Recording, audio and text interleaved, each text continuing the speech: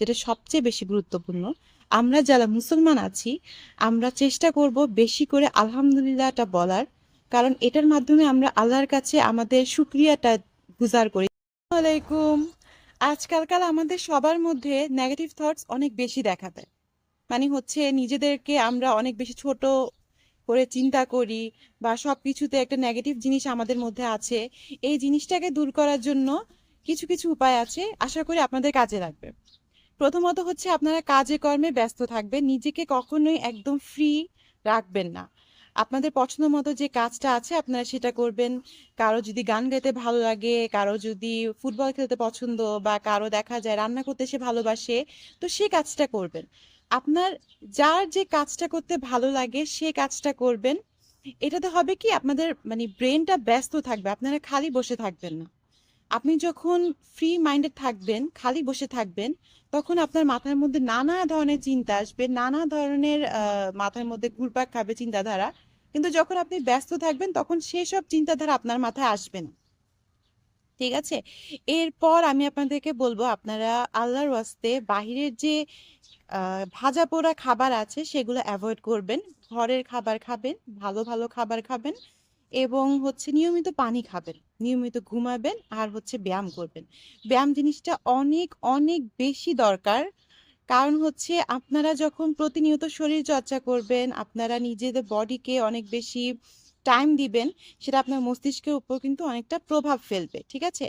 আমাদের সবার পক্ষে হয়তো বা জিমে যাওয়া সম্ভব না, তো আপনারা চেষ্টা করবেন 10 মিনিট হলো হাঁটার জন্য।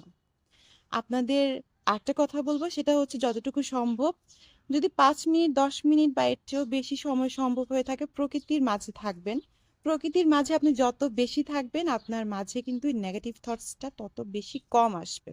প্রকৃতির মাঝে কিন্তু একটা অন্যরকম শক্তি আছে, জানেন? এই প্রকৃতি অনেক শক্তিশালী একটা জিনিস।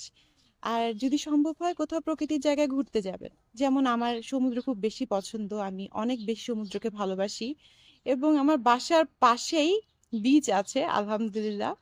তো এই কারণে দেখা যায় কি, আমার যখনই মন খারাপ হয় বা কোনো কিছু ভালো লাগছে না, আমি বিচে চলে যাই। এটা আমার একটা হ্যাবিট, আমি প্রচন্ড পরিমাণে বিচে যাই।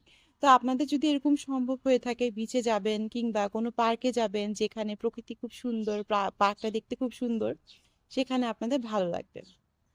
এবং আরেকটা কথা যেটা না বললেই না, যেটা সবচেয়ে বেশি গুরুত্বপূর্ণ, আমরা যারা মুসলমান আছি, আমরা চেষ্টা করব বেশি করে আলহামদুলিল্লাহটা বলার। কারণ এটার মাধ্যমে আমরা আল্লাহর কাছে আমাদের শুকরিয়াটা গুজার করি, যে আল্লাহ শুক্রিয়া, আলহামদুলিল্লাহ।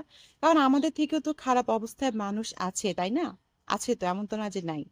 তো আল্লাহর কাছে যত বেশি আপনি শুকরিয়া দিবেন, আলহামদুলিল্লাহ বলবেন, আপনার মধ্যে কিন্তু একটা গ্র্যাটিটিউড আসবে, এবং আপনি তত বেশি নেগেটিভ থটস থেকে দূরে থাকবেন। যদি সম্ভব হয়, আপনারা যারা অন্য ধর্মের মানুষ আছেন, আপনারা আপনাদের আহ স্রষ্টা বা ভগবান যে যেটাই বলেন না কেন, তাকে ডাকবেন, বেশি করে ডাকবেন।